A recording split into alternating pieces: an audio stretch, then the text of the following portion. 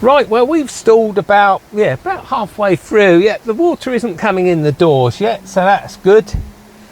Yeah, we're okay at the moment. Now, the next decision I make will determine whether this is 2.5 tonnes of scrap metal or still a lovely 650i with all those 370 horsepowers ready to be released.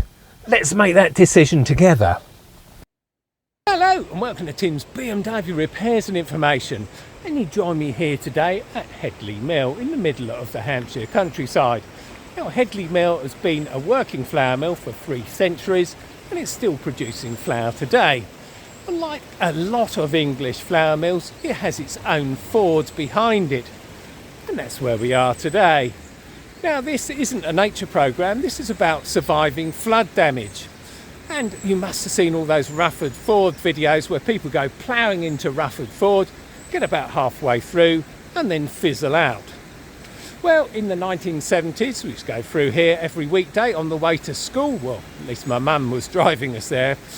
And that was with a lovely Austin Cambridge, a big iron straight 6, topped by a bunch of carburettors, and that was topped by an air filter with a trumpet facing backwards. Now, you could go through the mill as fast as you like and you'd never slurp up any water. What did stop you, of course, was the HT system. And we quite often fizzle out in the middle, but it's no problem. Put it in first gear, turn the key, and the starter motor would pull you out. Well, unless it caught fire in the intervening period. And then you just wait at the other end of the Ford, and 5 minutes later the heat from the engine would have evaporated the water and off you go. Not so these days, I'm afraid, as shown at Rufford Ford. I'm afraid cars go in at one end as lovely pride and joy and comes out the other end smoking and clattering away, absolutely dead as a dodo. Full throttle.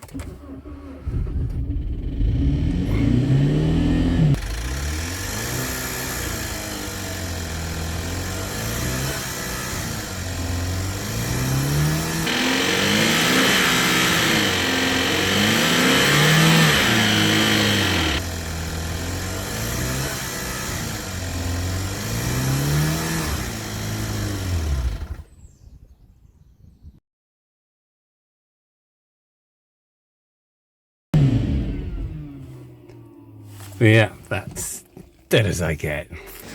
Now, what's happened there, of course, is water's gone up the air intake system and got into the engine.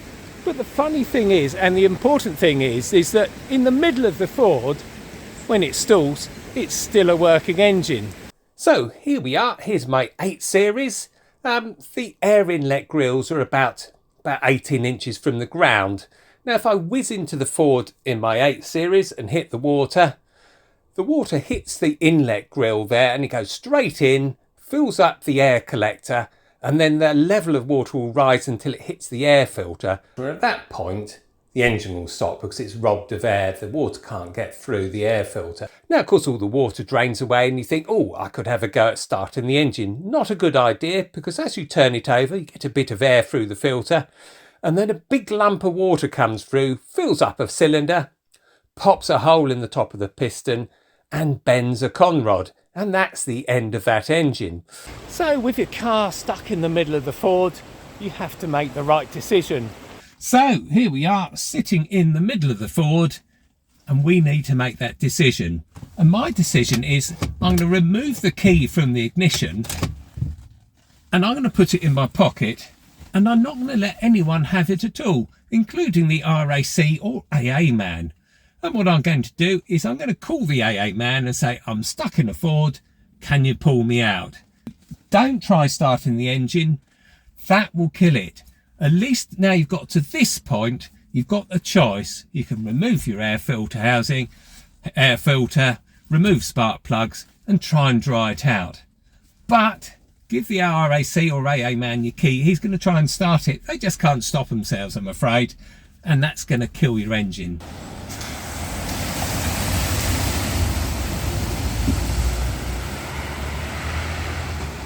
So with your car stuck in the middle of the Ford, you have to make the right decision.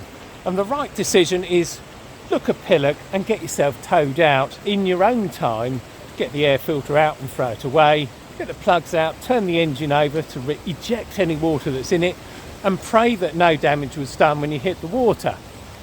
Now 90 times out of 100 your engine's going to be fine, but you can be sure 90 times out of 100 if you try and restart it in the middle of a Ford, it's going to be scrap metal. And there we go then, that's the end of that. Yep, I'm glad to say I've still got a lovely 650i. It's firing on all 8 cylinders and I'm perfectly happy. That's because I did it all with green screen, fortunately, and didn't do it in real life. It's something I'd never do. I'd do it in an Austin Cambridge, but not in a 650 and definitely not with the 8 series. Those air intakes are right down low, they really are. So put the thumbs up if it helped you. Keep sharing, keep subscribing, keep the comments coming. I love the comments. I'm more or less up to date now, so I'm not doing too badly. Thanks for watching. I'll see you next time.